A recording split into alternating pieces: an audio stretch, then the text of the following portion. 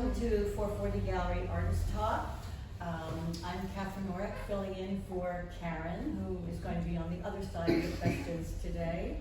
And today we will be talking to Ellen Chuse about True to Form, her new solo show with the gallery. And in the project space, we have a show titled The Other Side Outside, and that's with Jo-Ann Acey, Robin Gibbons, Sohn. Wait. Robin Roi.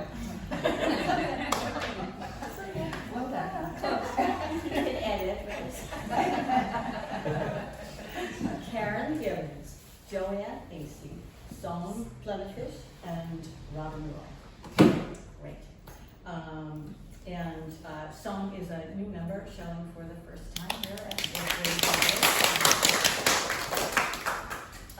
Robin can't be here, but I sent her some questions, and she sent me back a little paragraph, so I will read that at the end. Okay. Ellen, congratulations on this beautiful, very powerful show. I love the title, True to Form. It really sort of connects them all. And so it's wonderful to see the early sculptures paired with your more recent paintings. Could you talk about their relationship to each other and how the evolution from one to the other occurred? I'll try. Okay. I know that, I was a sculptor before I was a painter. My entire identity was a sculptor. I had painted, in undergraduate art school, but I hadn't had a painting class or made a painting since like my sophomore year. So I identified as a sculptor. I worked primarily as, by the time I was in graduate school, I was working in ceramic clay and fired clay. And this show has given me a lot to think about. I mean, more than any of you really want to hear. But I thought about your question, and the evolution of the sculpture is not unlike the evolution of the painting. But, why don't I make sculpture anymore? Why did I stop making sculpture? Well, I had my first child, and anybody who's ever worked in clay knows that clay does not wait for you. You have to attend to it. You might get to leave it alone for a couple of days, but you can't leave it alone for weeks, months, or years. And so I was primarily drawing, working in charcoal and in pencil, and I continued that, although there was, quite a gap. I mean, the psychic space,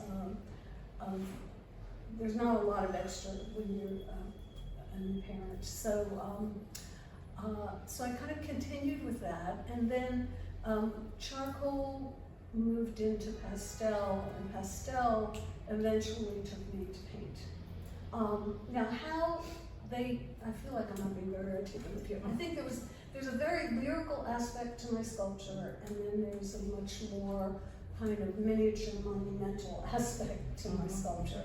And the same thing happened in the painting, but quite separate from one another. So it's just something to observe, if that makes sense. And it was really one of my daughters mentioning to me that she saw a connection between my more recent paintings and some of the sculpture from the 1970s, and that gave me the idea that it would be interesting to show them.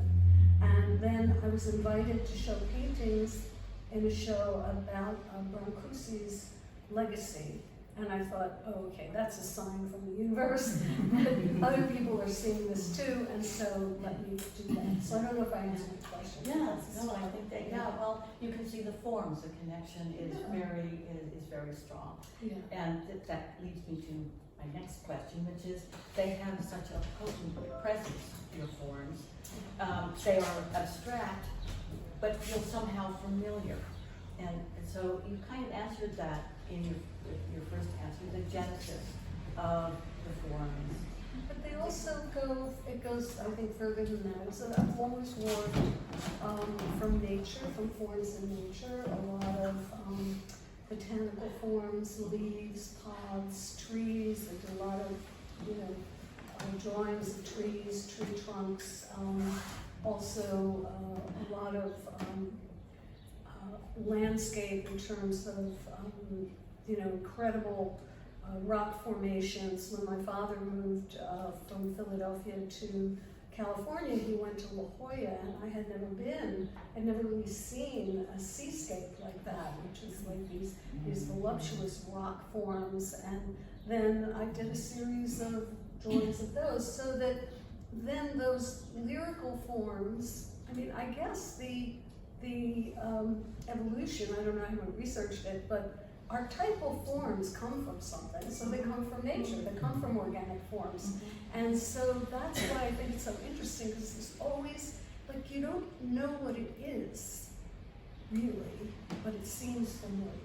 Yeah. And so I think that's, I don't know, again, if I answered the question, but that's, and I feel that that's sort of what happened in the sculpture, that it gradually became more refined in the same way, the forms became more refined in the same way that's happened in the paintings too. As you say, the archetypes, they feel connect. You think of ancient figures that were. And you're like, well, if someone said, well, what is that? It's like, well, you think it is, right? I can only tell you. A great quote from Bob Mangold. He said that abstract art should create its own reality. So in a way, the touchstone is nature, but you are creating, it has its own reality. Well, nature, the body, the figure, it's all in there too. Yeah. Even though it's not familiar. And then of course the color is so important here. And the fields, these wonderful forms float in this intensely layered color that really resonates with light. So, what inspires your color choices? Well, it's interesting. When I finally moved into color, which had terrified me before, I worked in black and white and gray and maybe like a little bit of something. When I finally got into color, it was just like, well, if it's going to be color, it has to be color. And I was always terrified of it. In sculpture, I don't understand color at all, so I always worked with wood or with, stone or something just that had its own natural color. But with the paintings, a lot of it emerged out of just the baby steps. When I realized that I had to go to paint, it was just like beginning all over again. It was just like a baby, and I would put a color down, and I would be like, oh no, that's terrible. And then I would put another color over it, and eventually saw that, when those colors got layered, they started to make something else happen. But it was a long, long process, and it's not, there's intention, and yet there's lots of room for surprises and for things to happen. I made a very deliberate decision to change my palette in the last, let's say, six or 8 months, just because I felt we needed to be calmed down. And so, I tend toward, reds and a lot of very strong colors. And so I can start out with an intention, but then the piece, in the same way that the form, if I make a small drawing of an idea, when I enlarge it, when I enlarge it, it has to change, and so I redraw, and I find the composition within the larger space. And in the same way that the color, I may start with an idea, but sometimes halfway through, it's kind of like, well, this is finished. I didn't get to where I thought I was going, but this is saying something, and I don't think I have anything more to add to it color-wise. I love how the process informs the final product. Totally. Yes. And I usually start. People always want to know, do you prime the paper? Well, only I use a good quality paper, and I will just put down a base coat of ultramarine blue or burnt umber or something, and then draw on that, and then continue kind of layering. And some have more layers and some have fewer, and I'm trying to learn sometimes how to leave things alone, thanks to my friend Karen here and my friend Dale there, who both sort of slapped my hands at a certain point. All part of the process. Not Yes. slapping. No, there was no slapping, but they were just like, no, just leave that alone. And that's the other thing about work. I mean, I'll start something. I mean, that painting sat and sat and sat and sat, and it finally came together. It's a wonderful moment when you see it Yeah. and you know that it's done. Yes, yeah. And it hit the But you spot. don't always, it's not always something that can happen. Yeah, not always planned. No, and it doesn't always happen at once. Yeah, great. So, do you think that seeing this work displayed together and making connections between your early sculpture and your current painting will impact your practice going forward? Yes. In a very, I have just spent the last, I unearthed some old photos, not a lot, because back before iPhones, we can take photos every 5 minutes of our lives, So there were some very poor quality snapshots of me installing an enormous show of my sculpture in 1978. And, my now ex-husband there installing it with me, and, we're like babies, and all of this, and I thought, that was just an incredible show. But I had no community at that point. And the way I have community now, and the way we have community now, was very, very different. And it wasn't that I didn't know other artists, but there was no sense of community. And so, I look now, I've impressed myself with the fact that I just kept working all those years. There's so much work that this happened like 10 or 12 years ago. I had a show where I showed a lot of work from the 1980s. And it never really been shown, most of it, It's just there, it's sitting in a drawer. It's just a different, it's that, okay. No sculptures for No sculptures. I'm less worried about the sculptures than the windows, right? Yeah, it's just given me, and it's allowed me to look back and see my life somewhat differently, and it's just a lot to ponder. But I also feel like I've seen some things in sitting with the work, because when I was finishing this work, I was like, I'm never going to make another dark shape again. I'm done. I'm finished. I'm going back to like drawing plants, and I don't feel that right now. So, yeah. So I don't know if any of this makes any sense to anybody, but that's just where I am. Yeah. So it's been very exciting. I didn't think this was going to come off at all, and I was just like, Yeah, no, it's beautiful, and the through line is so wonderful to see work from so long ago still connected in some very deep thing way. that you are Yeah. expressing. And I look at this and I'm like, God, I was a kid. No idea what I was making. None, Just a kid. Yeah, but they're beautiful and powerful. Thank you. Very powerful. Beautiful show. So I thought maybe we would start with our newest member at 440 in the Project Space show, the Inside Outside, which I love the title, by the way. I think it's wonderful. And so congratulations, Sohn. Beautiful, beautiful work. So these pieces read as paintings, but as we look a little closer, the other materials begin to exert their presence. Could you talk about the importance of these materials to the effects that you want to achieve in this work? So I didn't really start out as a painter. I never took like painting classes. I took scenic painting classes, and I took model paint. I took all the theatrical versions of it.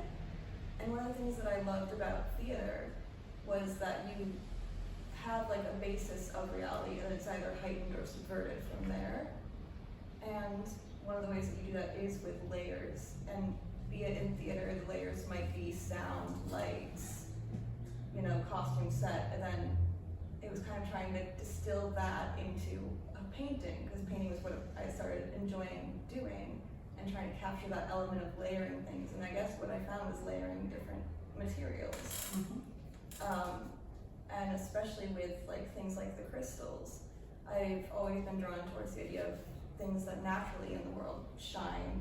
And I've also struggled with thinking, am I kind of cheating myself out of trying to actually paint it? Am I going around in a kind of sneaky way? But I think it is to do with heightening it in a way that is almost unexpected, in a way that brings it more into the 3D, into like our world. Yeah, I think that really does happen, because at first you're not sure what's happening, so you have to come in and take a closer look. And the way the crystals catch the light, it really is another dimension. That's really mysterious. Yeah. So you have a theater background, and I would imagine that experience impacts your work. Would you say it directly affects this work, or do you think the influence is a little more subtle? I would say in terms of my approach, it definitely directly impacts it. And in terms of material, a lot of the materials are things that I've used in the theater world. For example, with the crystals, those are always getting put on costumes, and I guess the only difference is who's doing, when you have them on a costume, it's the people are moving, the audience sits still, and that's what creates the effect, versus with the painting, it's the viewer that's moving around, and the painting just has to be what it is. And I've always I like that difference of who's doing the active engaging with it. Right. So it has had a big impact. Yeah, for sure. And they're also very beautifully painted. It's your touch is really lovely. In fact, the pine needles are very emotive. So so I guess in a way theatrical. So that you're also seeing charged with meaning. In Brief Houses, I'm So Sick of Crying, every element from the pine needles to the cloth tacked to the tree feel full of emotion. And it makes one wonder what has happened here. Is there a backstory, or maybe you're tapping into something a little more universal? So with most of my paintings, I don't really start out with I start with a vague sense, and a lot of times with the title or with words or a song or something that will inspire it, and go from there and let it become what it is. But I did with this one start out with the idea of thinking about all the relationships, be it platonic, romantic, any kind of relationship I've had with anybody, and how a lot of times there is, even if they stay in your life, there is like a certain moment where you're very close with them, and then you do go your own way a lot of times. And especially having moved to the UK to do school, I made a lot of really good friends there that then I moved back over here and never see. Or being in your 20s in New York, everybody's deciding if they're going to stay in New York or leave New York. So half the people I met when I first moved here are now in Chicago, in Berlin, in Ireland. They've all kind of scattered to the wind. So it was taking that idea that even if it's over, there's this place that you have that's home. You can make anything into this home, and it can be bad, it can be good, but it happens. And especially with this painting, when I first started painting it, it didn't have any of the pine needles. And ironically, I was in an incredibly terrible relationship at the time, but I was still having these sort of thoughts of this is what this painting is about. But the version of it that would have come out if I hadn't left that relationship wouldn't have had any of the pine needles. So I think that was kind of the most, in any of my paintings, the most kind of interesting development I had was leaving the relationship and then editing it so heavily to be, I think, a much more uplifting. Right. Yeah.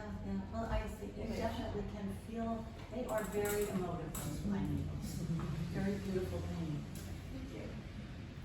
And let's see, I think maybe we'll talk to Karen about her work. Congratulations on this beautiful show. Thank you. Your use of collage and layering has been a long time focus for you. can you speak to how process informs the content of your work? Sure. So, yes, I've been doing, I discovered when I moved my studio a number of years ago that I've been doing collage with painting since undergraduate. And so it has a long history for me. And I think part of it is this sense of kind of wanting to unite contradictions. And I think the more I get into the wisdom of age, that I feel that more lightly. Like, I want the contradictions to happen. So I want it to be like an illusionistic picture that you can, try to get a narrative out of, but I also want it to be an object in space, and I want it to like hold its own as an object. So those contradictions, when that's happening, that's when it's really working for me. Right. So it often happens in this layering process, and I also like that if I work this way, it's additive, but it can also be subtractive. So like when you layer something, you lose something also, but Right. that's subtracting, maybe a form or a shape or even a concept that was coming in from the collage element. So, Right. So all of it's important, like the textures, the colors, the feeling that each element gives me. It's all kind of, if I was working with music, it would be part of the symphony of it, but it's all the elements that The create the basic piece. materials that you start with talk to you and tell you, where you're going to go and get back Yes. and forth with them. And Yes, and sometimes, I'll have the images that I think I want to work with for this piece, and by the time it's finished, like maybe only one of the three images is really showing through, or sometimes all of them, and then more come in. So yes, it Right. tells Again, me how to go. process, Yeah. how critical process. It's is. very important. Yeah, yeah. It's never the thing I thought it would be before I started. That's wonderful. That's what it really feels like. It's about the discovery process. Yes. So I'm intrigued by Ocean Depths, A Little Pink, and Black Bear, the three gridded pieces with movable blocks. Conceptually, it seems to be examining notions of control, or perhaps it's an offer to encourage collaboration as the work goes out into the world. Was there a specific idea behind this mutability? Yes and no. So again, it's that kind of holding both like control and lack of control at the same time. And I think when 440 asked me what I wanted to be asked in this talk, I thought of those pieces, and it's funny that I used the word divided, that I think of them as divided pieces. So like they could be a whole by themselves, but also each of the squares could be its own piece. Like it only feels successful to me if each one could stand on its own. And then what if they were rearranged? Maybe it could work that way too, and especially because they're squares, like anyone can connect in any side. So I have a history of working with diptychs and triptychs that I also think of like how can they be rearranged. And so sometimes my last show I had a triptych that was arranged vertically, but it also works really well horizontally, and you could choose to order the panels in different ways. And all that's very interesting to me. And when I thought about the word divided, I realized that it has like more implications than I was even thinking of, because I'm always irritated hearing like our country is so divided. And like, yes and no, because humans want the same thing. And we,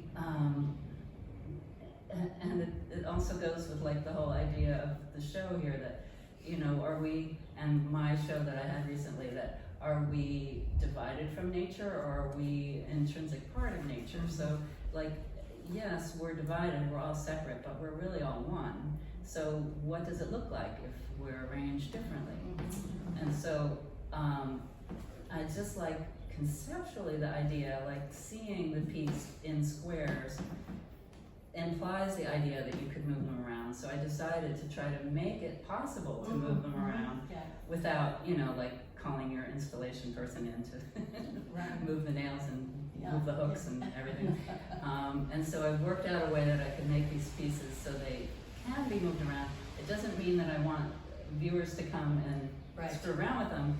It means that if you were moved to own this piece, that you would be able to move it around and see. But also you can just do it in your mind's eye, thinking like, oh, what if that piece was in that corner?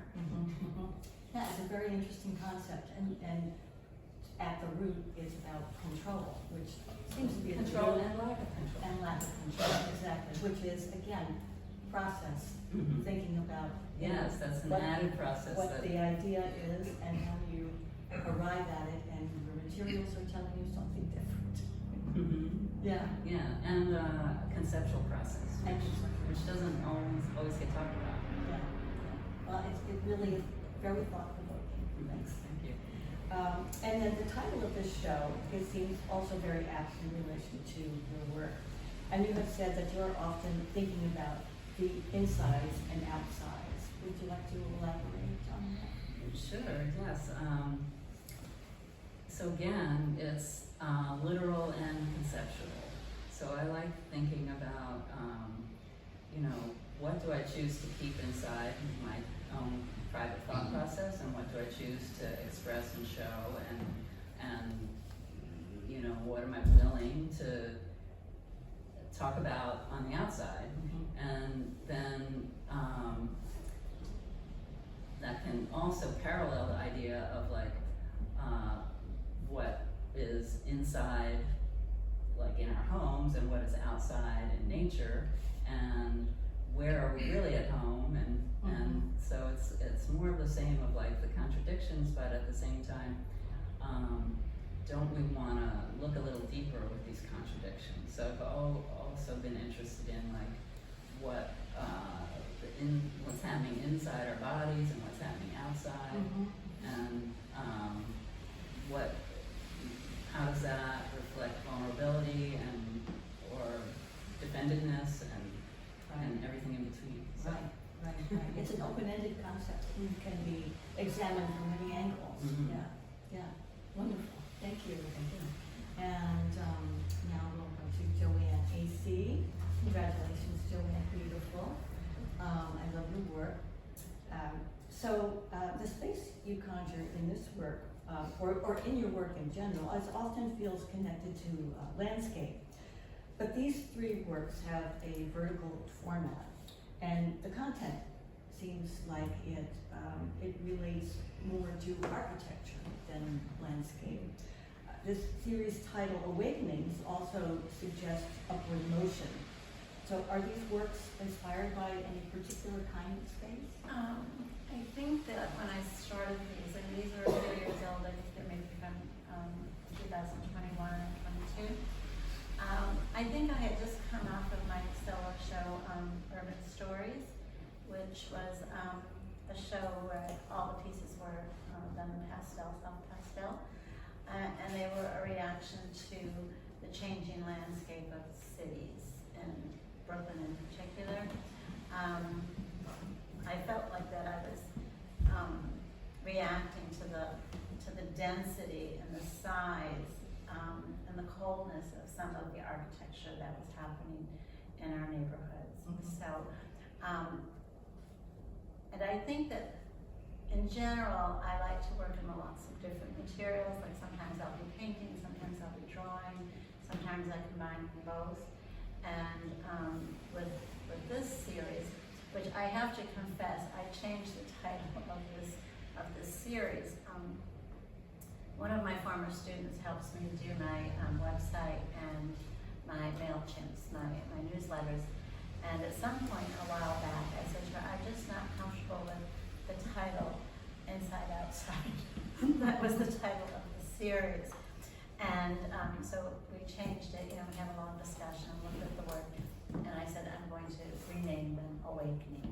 And then a few months later, we came together as a group and tried to decide what we would call our group show.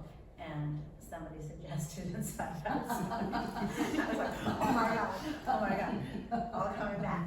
So I have a problem sometimes just like titling my work, because for years I didn't title it. Everything was untitled 1, 2, 3, 4, 5, 6. And then it became complicated when I had a group show or a solo show, and untitled number 1 was actually untitled number 5 on the wall. So I began to start thinking about it. I mean, I did title things from time to time, but it wasn't like a regular practice for me. So I think in this series, I was coming off of the Urban Stories drawings, and I changed medium. I started working in Flash, which was a new experience for me. It's a vinyl paint that can be opaque or transparent. And I love to do watercolor or gouache. So I was investigating a new material, and I was also in a much better place. I think it was, I wasn't so angry at the building and the density of what was happening to the cities. And so they were very much, I think, more fantasy-like and dream-like, and there was a lightness about them. I was also teaching myself how to use this new vehicle, the Flash paint. So that's how that began. Yeah, well, the color obviously is very important to you, and it's interesting working out using a new medium and color, and I'm sure it responded. Different paints respond differently. So, so how do you decide on your palette in general, and do individual colors have specific connections for you? Not really. Sometimes I just, I go into the studio and I think I'm going to be doing something completely different than what begins to happen. I actually love to work in black and white, mostly in my drawings. For years I did a lot of black and white drawings. But I think that for me, one of my stronger, the stronger aspects of my work is the design and the composition. I think color comes kind of naturally, but I like to, I don't ever sketch it out. I don't have an under drawing. I just go directly with the brush. And I might do color here and then see how they react, and then just keep building on that. And I think the process sort of takes over, and I think if you can build a good composition and design it well, that you tend to keep going with that. It's sort of my process. Yeah, that's your structure. Yeah, but there are times where I go into the studio and I think, okay, this series is going to be black and white, and then I do some really broad strokes, and the next thing I know, where did it go? It's now become something else, which I enjoy very much. I like the unknown, what is going to happen. And I think the other thing, if I just want to give permission, is that you leave the work and you come back and you're looking at it and you see things that you didn't see when you were actually working on it, that you really had to have some distance to see what is happening. And I remember I have some very, very large paintings from when I had a very large studio, a little studio. But I remember someone said to me, like, there's paintings within your paintings. And I had never really looked at them that way. And then I started seeing like sections of paintings. And I think, wow, that would have been a great painting just by itself. Maybe I should cut that out. But, so I started to form things that way. I would look at something that was big and then take a small part of it, and kind of, that would be my new beginning for the next piece. So it's interesting that you said that this series had been titled The Inside Outside, and then it ended up being the title for the group show. Because I had come up with this question saying, well, this title seems very relevant to your work. And I said, would you like to elaborate on this? Well, I think I had an awakening. Me and Robert De Niro awakening. Yeah. But it was, I mean, I really looked at it with Matilda, who works with me, and I was like, what do you think? And you know, she writes beautifully, and we just went back and forth. And I think I, at some point, said, I think it's an awakening. I think, and that's what happened. But now they're awakening one, awakening two. So, you know, I didn't go too far. But the other interesting thing is that when people were putting suggestions for what we would title our show, everybody seems to be involved in nature in some way. I think abstractly, I use a lot of nature in my work, but we, I think that might have been maybe somebody else when we said, oh, we have so many titles of of nature, so we're trying to reach out someplace else, and then I don't remember who came up with it, but it was a really good title. So, okay. And then, soon after we titled it that, I was looking, I don't know, what kind of shows were going around town, and there was an Inside Outside show happening in Manhattan, and I think since then there's been something else Inside Outside. So I'm like, I should have never renamed my series. I am so relevant. Well, just name them back again. Yeah. That's the But wonderful it's thing. just You so can do whatever you want. No, but it's just so funny how things go Well, inside. titles are really hard. You want them to mean something, but then you have to keep coming up with them. Yeah. So I think Awakening 2 was a good title for this point, for this time, that I really needed to have something that was positive and. But I do think that the inside outside happens in all of my work, and I think there's a lot of fantasy and dreams and things in my work. Wonderful. Well, a beautiful show, and I'm just going to read a couple of questions that I sent to Robin, and then I'll just read the paragraph that she sent, so you can get a little insight into what she's doing. So I asked her, I said, your monoprints have a loose, playful quality that also seems to question ideas about control. Could you talk a bit about the process and how it affects the image? And then I also asked her about her use of pattern as a structure for her work, and I just asked about her use of repeating patterns throughout her work. So she sent me a paragraph. She just said monoprinting, 2025. I had never done any monoprinting, but had often heard the term. I was going through one of those awful dry periods after my solo show in 2024, and was looking for something to perk my interest. I started watching videos of monoprinting on YouTube, as well as talking to some of my studio mates who were also experimenting in this technique.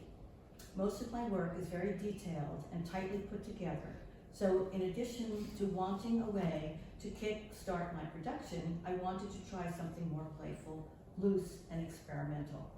I produced about 60 prints over the summer in time to show my new work at Gowanus Open Studios. I think monoprinting is something I will be able to go back to whenever I need a break from my more patterned narrative work. The printing process takes a lot of the control out of my hands, which can be very freeing and allow new ideas to pop up effortlessly. So I think that's interesting, that process and control was sort of a through line through our conversation today. And this is so perfectly Robin. And then you look at the work and you're like, it's so complex. What do you mean monoprint? and she'll explain it, and I still don't get it. Yes. Yeah. Get it. It's just I gorgeous. think And the layering, she was talking, how the layering and the printing over, and you can't, again, you can't control exactly what's going to happen. Process, but there's some people who control. can explain it, and some people who explain it, and you're still like, mystified. How that happened. But that's part of the beauty of Yes, the work, that I it's, know. that it's so mysterious how Yes, it's, yes. how it's made, and yet it feels beautiful and complex. Yeah, I think it's a really good move for her. Yes. Mhm. So now we can open up to questions, if anybody would like to ask the artist questions. For Ellen. So I know you've mentioned this in the past, but well, first of all, I have to mention my experience with this show. I didn't, unfortunately, I wasn't able to be at the opening of the show. So the other day when I came to sit, I came in and I was really blown away. It was very exciting to see the show, see everything together. I've heard you talk about it, but you know, it's different when you actually see it. And you frequently talk about the way you create black, and it's not black at all. And it's really interesting because, you know, you have some framed pieces that have glass on them, and some that are hung without glass. And there's a lot of play that happens. The black changes because there's glass on them, and there's a beauty to that, and you know, there's something happening, you see reflections within it, you know, there's all sorts of interesting things that happen. And then when you see them without the glass, it's a whole other experience. So I just wanted to hear if could you talk about your experience with not black, but this really rich dark color. Yeah, black is can be deadening. Not always. I mean, there are people that are really different blacks. But this happened for me initially spontaneously. I was trying to create, well, the whole thing, I mean, really, I have this little photo that I'd taken of some seaweed in an oval dish. And I thought, oh, that would make, you know, so I drew drawing and trying, and it's not working, not working. I finally got rid of the seaweed, and I just had this oval of sort of blue-green, and I was like, oh, okay, like, this is actually, and so that blue-green gradually became more and more layered. So basically there are two colors, Jenkins green and cerulean blue deep, and depending on which one is the last, it will either read more sort of dark greenish black, or in some cases, none of them here, it'll read a little more blue. But it has more life. When you get back very far from it, you don't necessarily see it, but I feel like it keeps it more alive and allows for more variation. Framing, in a perfect world, you would not frame my work. I mean, it's on the paper. The paper has wonderful qualities. It's alive. You get the texture, all of that. It's just unrealistic to hang something, even with as much acrylic paint as there is on these, right? Which they would hold up pretty well for a long time, but it's just not safe. And so they have to go under plexiglass, and it does. Yes, it was fun taking, I mean, it's fun, but not fun, but there was a wonderful photo of some of my grandkids looking at, and all of the reflections in the framed, the framed work from the sunlight, you know. So, I don't know if anybody else has any question about that, but. I find that the framing for me makes them regal. Right. I just find it elevates it Great. to the next level. It makes them objects of like really heavy duty importance. Well, thank you. Yes, these are some of my, I call them my goddesses, Yeah. but Yeah. I don't think that's the title of them, but that's the sort of what they are. Yeah. Turtles, goddesses. Are these ceramic pieces yours also? Yes. Okay, because this one just keeps getting my attention. I love this one, and it looks actually like a famous, I paint, but I do ceramics also. I glaze the hell out of my stuff. Okay. I said, let the kiln do the work. Okay. Well, the kiln does the work in terms of, I don't really know what the clay's gonna look like. Yeah. But I'm just curious, did you have it in your mind? Because it looks like a famous Renaissance statue. But unfortunately, I can't think of the name of or the artist, but of course it's like like a Jesus and Mary thing, the way she has it. Well, it is And like, Madonna. could be kind of two figures, it's very abstract.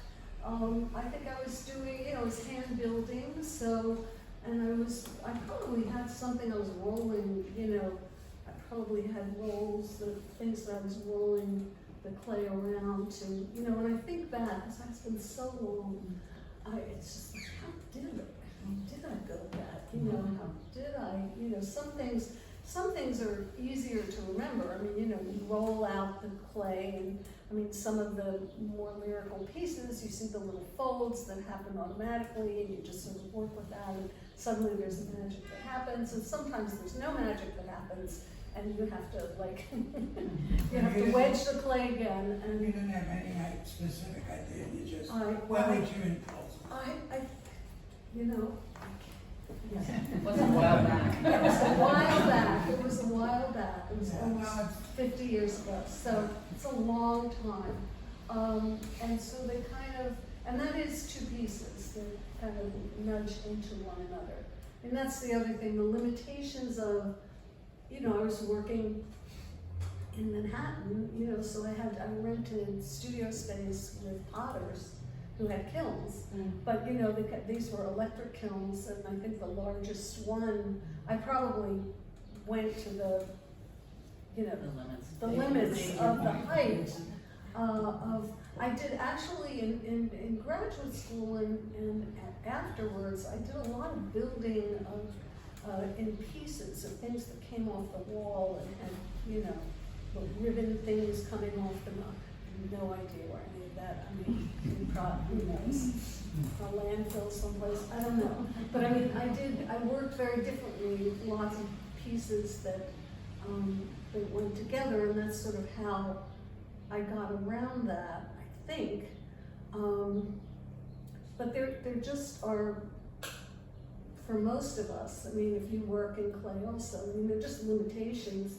If you don't live out in the middle of nowhere and have a kiln that you can walk into, you're limited in what you can make. Yeah. So.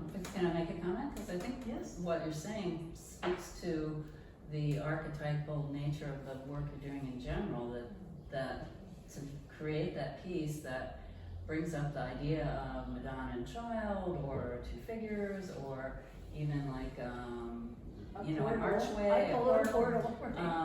and it's very similar to the various associations you can bring to the abstract drawings or paintings that forms in your paintings. So I love that you found that. Well, I'm Italian and 12 years of Catholic school, so pretty much everything looks like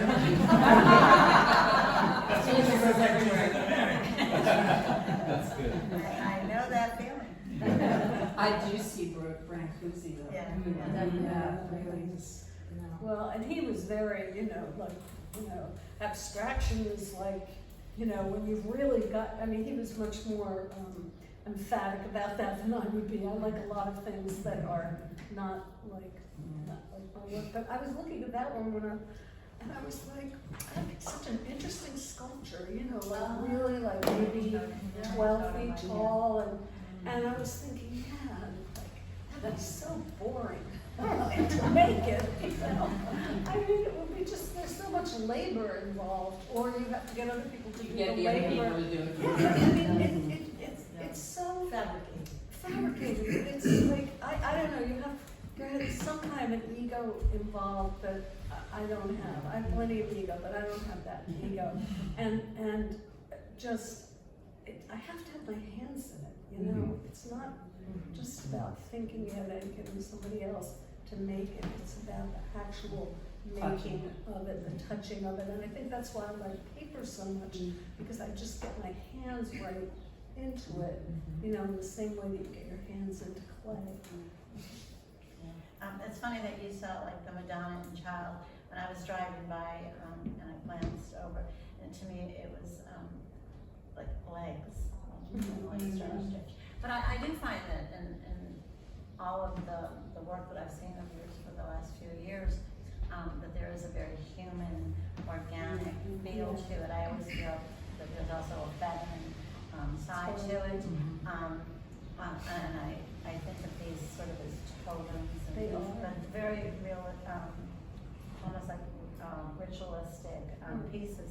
So I'm not surprised that you saw that as well. Yeah. You know, I can't remember what you said when you were talking. You said when you brought the idea of putting the sculpture together with this, you thought, no more black shapes. Then you hung it up, you thought, oh, well, this is pretty good. And I thought, I never really thought, but why black shapes? Why are they black shapes? Why are they dark shapes? They're not. Why I know are they they're, dark? they're Okay. not black, but Okay. why are they dark? They came, really, I mean, they started coming in 2016, and they came for real in 2017. And it was a response to what was going on politically. And it was very dark at first, and very, I mean, I have a big 9-foot painting that Karen, we shared a studio then, and she was like, North Korea, you know, just like red and black, and it was like, you know, it was very fierce. And then gradually they became more meditative. But then I was just, I do want to experiment with them not being the dark shapes, okay? And I have a couple here that experiment with that, and I'm looking more into that. But there's sometimes when I try to shift that, and it's like suddenly it just doesn't have the gravitas that it has. Like, it's like the meaning is in the darkness of it, and is it a void? Is it a solid? Is it floating? Is it sinking? Is it, you know, what's going on here? So I sometimes I think it can work, and I'm more interested now in seeing what I can do, maybe using some of these shapes as I did in the 2 paintings on the opposite wall that are not that particular dark, Right. form. But there is something sometimes, you know, I'll fool around a lot, Yeah. and it's like, no. I mean, you were witness to that. And she's like, I don't have to say much. She doesn't have to say much, what she doesn't say, you know, yeah. So then she came back, she totally resolved, so it's like, okay, good, yeah. It really is different though, when you look at the dark forms. Yes. And the forms, there's a similarity with the blue ones. Yeah. But the pieces, it had an entirely different effect. Absolutely. And that, talking about whether they are a void or a solid, they flip back and forth. That's a really interesting aspect. Can I just say one more thing? There's also, I mean, they're bold and they're very strong. Like I get the feeling of strength when I look at these. But now I'm thinking there's also this other side of them that's very fragile, like the balance. Like if they were stone or if they were rock, you know, they almost, there's just that one spot where it's going to make it balance. So I find that very intriguing in some of these too. They are about balance, and they are about precariousness. Yeah. That's actually the title. I have precarious 1, 2, 3, and 4. Oh, geez, I'm I'm not the only Jo-Ann, one. great Yes. But precarious started, that actually started a few years ago, my first precarious, because things feel precarious, so. I have a question for Sohn. So I was so interested to hear, you know, that your background in terms of, you know, painting for the theater, you know, and then you moved into working on paintings that were, you know, on a smaller scale, you know, your direct paintings. Was there like the process that came from working larger, you know, large scale to working this way, was that was that very challenging to sort of bring that into these works? In a way, I guess it was a little frustrating sometimes, especially when you do scenic art. A lot of it is kind of creating happy accidents, and you'll have, you know, a 20-foot wall, and then you only have to make, you know, say a couple spots that look really good to make people believe that the whole thing looks great. Right. And when you're working smaller, you don't get to like pick out these moments. You have to kind of have to do a little bit better. You don't just. So it's a different kind of commitment to it. Yes. Yeah. Yeah, yeah. But I just find it so interesting that that was your journey, you know, to these, you know. Yeah. It's interesting to think about that. I was curious, Jo-Ann, you talked about working in series. And how do you conceive of the series? Like you say, One thing leads to another. I don't really. and then you just sort of get tired of it? Or do you No, say, I don't get tired of it actually. I like, don't when's even- it end? I don't really see it as an ending. I see it as a continuation in some other way, maybe like a material. Like sometimes people say to me, "Oh, your work has changed so much over the last so many years." And I don't really see it that way. I think that when a series ends, I mean, if you're going to call it an ending, is that okay? Now I want to work with my pastels again, or something like that. But I don't really feel like the idea or the inspiration has changed that much. Yeah, but I do like to work in series. And sometimes I have 2 or 3 I'm working on at the same time because I want there to be a connection. I also don't know if it's going to be horizontal or vertical right away. Like I just did a piece. It's a collage piece, but I did it to be a vertical, and just as I was finishing it up, and I had it up on the wall because I'm working on a table, and I put it up there, and I got, oh, gee, I think I like it the other way. So, but I do that in all of my work. Like I want verticals and horizontals in different directions. I think that's just kind of me designing, you know, here somewhere. And sometimes I just keep going because I just like the way it's going, and I'm kind of like set in that zone for a while. You know. I don't know if that answers your question. Yeah. But would you ever, so like your Awakening series, would you That's to be consider? confused with my inside. No, I wouldn't confuse it with that. That was rejected. No, like your Awakening series, would you, like having them on the wall here for a while, would you be like, oh, I think I want to add like a couple more to this series? Well, I did give you 4 to hang. Oh, that's true. One's in the bucket. No need to. Yeah, sometimes I do feel that way. I think that was actually a series of about a dozen. You know, I like to do long ones. So yeah, when I'm having fun, I don't want to stop. But yeah. Karen, I wanted to ask you something. So you had in your solo show, you had some small collages, and now you have the small pieces, you know, that are together, but the divided you moved around. And I'm very intrigued by you kind of moving in that direction. I'm just wondering, you know, do you think you'll continue with that, like working on a small scale that is modular, that, you know, becomes larger? Do you think that's something you might continue with? Yes and no, because I had been thinking of it like in my mind for a while, like wouldn't it be cool if you could like do a whole wall like that? And then, as happens for me, I like to work on found things, and I found a huge bag of squares of like 4 different sizes of many squares, and so that's what got me started on these. I started with the little ones, but then when I went to the bigger ones, it is very challenging because these were, you know, relatively easy because of the collage elements were scaled right for these small squares. And so when you go to bigger squares and bigger things, you have to scale everything differently. And because, you know, I work organically in that way, I'm not like a graphic designer that could be like, okay, now this is this size, now let me make it this size. I have to like find the collage elements that can be That are scaled, gonna work that on are going that. to work on that size. So it's more challenging than I even thought. But I have done some larger ones, and I am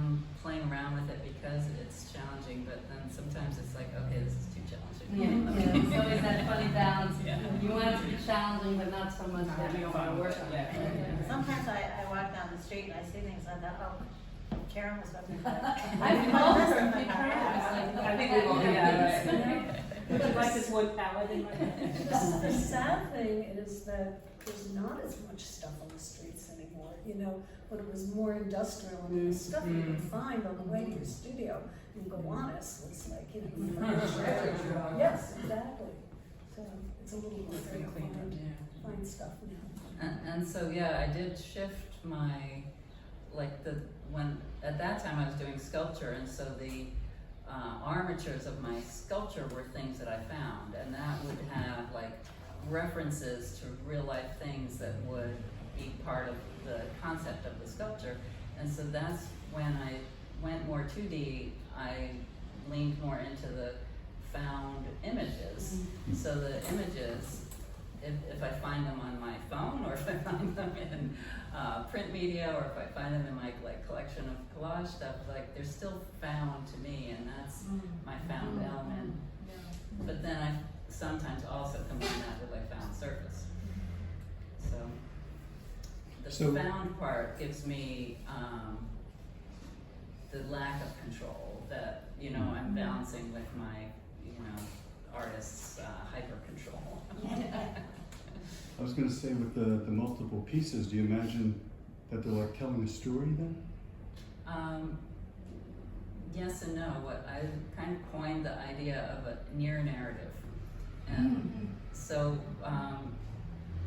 you know, there's a long history of collage, and you can make collages very narratively, and they pull for narration in a way. So like, I'm always sort of suggesting the story, but also like taking it away too, because I don't want it to only have one meaning or one connotation for me.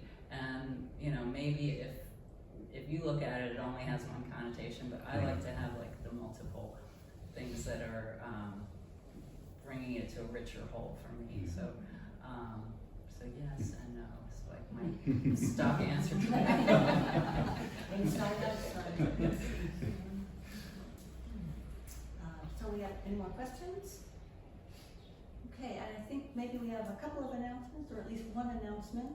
Jo-Ann, you want to Yeah, I'm gonna have I have a solo show coming up this summer in Martha's Vineyard at the Cousin Rose Gallery. It's the first time I'm showing my work there. Congratulations. Very nice. Yes, congratulations. Thank you. I don't know if anybody else has any announcements? No?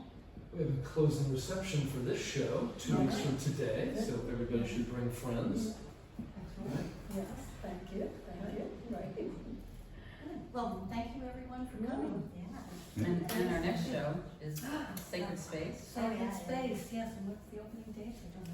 July 3rd, and the opening reception is July 10th. July 3rd. Thursday. Reception July 10th. And the artist talk is July on 13th. July 13th. Okay. So that'll be the next artist talk here, and And that's a everyone jury is- show. Yeah, Ramona Candy from. Yeah, so there'll be non-gallery artists, and it'll be all. It'll be fun. It'll be fun. It'll be exciting, and Thank you, Catherine. yes. Thank you.